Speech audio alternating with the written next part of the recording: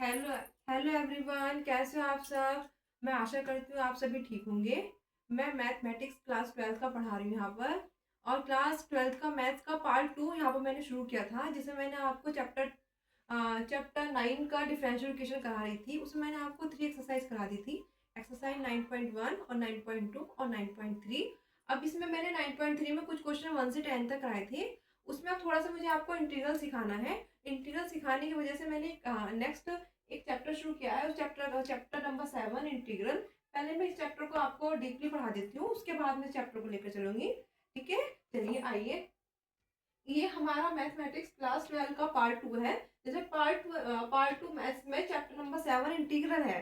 Integral ही होता है, क्या है इंटीग्रल ही होता है हमारा जो डिफरेंशिएशन होता है उसका बिल्कुल अपोजिट होता है। क्या होता है, क्या पहले बता देते हो डिफरेंशिएशन क्या होता है। डिफरेंशिएशन क्या होता है, वो बड़ी बड़ी इकाइयों को छोटी छोटी इकाइयों में तोड़ने का काम करता है। और क्या बोलते हैं, जो हमारा इंटीग्रल होता है, इंटीग्रल होता है छोटी छोटी इकाइयों को बड़े रूप में प्रदर्शित करना। वही हमारा क्या होता है, इंटीग्रल होता है। ठीक है, तो हम इंटीग्रल के बारे में बताएंगे कि इंटीग्रल को हम कैसे प्रेजेंट करते हैं। Integral F X D x. अब इसमें जो है एफ क्या होता है, एफ एक्स के सापेक्ष समाकलन होता है। एफ का एक्स के सापेक्ष समाकलन। ऐसे ही F X D X, integral F X D X में एफ एक्स क्या है, ये समाकल्य होता है। और integral F X D X में एक्स क्या होता है, समाकलन का चर होता है। ठीक है, आइए इसमें क्या होता है, इंटीग्रल ना हमारा थोड़ा सा इसमें फॉर्मूलाज को यूज होता है। जो फॉर्मूले यूज करते हैं उन फॉर्मूलों के अकॉर्डिंग हम आगे आपको एक्सरसाइज के थ्रू क्वेश्चन कराएंगे। तो देखिए कैसे, से पहले फॉर्मूला इंटीग्रल एक्स की power N D X equal to X की power N plus one upon N plus one plus constant C. ठीक है, हम इंटीग्रल हमेशा कांस्टेंट का यूज करते हैं। नेक्स्ट फॉर्मूला है integral 1 dx equal to x plus C integral cos dx equal to sin x plus C. cos का क्या होता है, sin x। चलिए next integral sin x dx का क्या होता है, cos x। ध्यान रखना cos के आगे हमेशा क्या लगेगा, माइनस।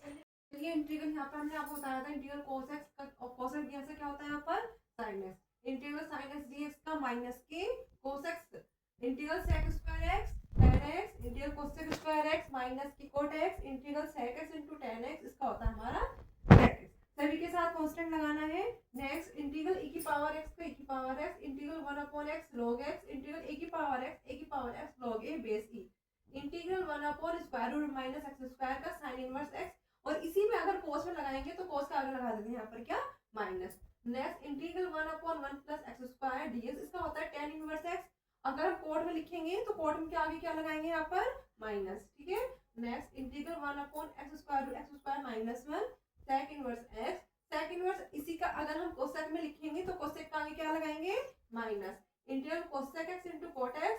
अब कितना भी कोसेक x का आगे क्या लगाएंगे यहाँ पर, माइनस। नोट करना जितने भी सी से शुरू होते हैं सभी का आगे क्या आएगा हमारे, माइनस। ठीक है, चलिए अब ऐसे से हम आपको एक्सरसाइज शुरू कराते हैं आज। चलिए को इंटीग्रल करना सिखाऊंगी। इंटीग्रल है sin 2x का। sin 2x का इंटीग्रल हम कैसे करना बताएंगे। देखिए सबसे पहले sin x का इंटीग्रल होता है माइनस के cos x, तो उसी फॉर्म में करेंगे। इसको हम क्या कंसीडर करेंगे, x। तो sin x का क्या होगा, माइनस के cos x। जिसको कंसीडर करते हैं ना वो है हमारे पास 2x, तो उसका हम कोएफिशिएंट लेंगे। x का कोएफिशिएंट कितना है यहाँ पर 2, तो 2 को क्या लिख देंगे इसके अपॉन में। तो ये हमारा हो गया इंटीग्रल बराबर -1/2 cos 2x plus constant c। इसी तरह से हम आपको इंटीग्रल करना सिखा रहे हैं cos 3x का। अच्छा बताइए cos x इंटीग्रल क्या होता है, sin x। तो sin x हम यहाँ पर करेंगे, यहाँ पर बताइए sin 3x, x का कोएफिशिएंट बताइए कितना है 3 प्लस कांस्टेंट। ये हमारा यहाँ पर इसका integral 1/3 sin 3x plus. Note down. चलिए e की पावर x का इंटीग्रल क्या होता है बताइए, e की पावर x का इंटीग्रल होता है e की पावर x। ठीक है, तो चलिए बताइए यहाँ पर e की पावर x का e की पावर x। ठीक है, तो e की पावर 2x जिसको हम कंसीडर करते हैं उसका कोएफिशिएंट भी ले लेते हैं। इसका कोएफिशिएंट कितना है यहाँ पर 2 प्लस कांस्टेंट c। ये हो गया हमारा इसका आंसर। नेक्स्ट बताइए अब हम इसको कैसे लिखेंगे, 3x² dx, उसको हम अलग अलग ब्रेक कर लेंगे। ठीक है, x की पावर 3 dx। चलिए अब हम क्या करेंगे, यहाँ पर इसका फॉर्मूला लगेगा x की पावर n dx, तो इसको क्या बोलेंगे x की power n plus one plus constant c। बताइए यहाँ पर 3, ये कितना n की वैल्यू कितनी है यहाँ पर 2, तो इसको क्या लिखेंगे हम x की पावर 3 अपॉन 3 प्लस 4। x की पावर 3 करेंगे एक्स की power 4 upon 4 plus constant integral 3 से 3 कैंसिल 4 से 4 कैंसिल एक्स की पावर 3 प्लस एक्स की पावर 4 प्लस कांस्टेंट। चलिए आज के लिए इतना ही, और क्वेश्चन हम कल कराएंगे।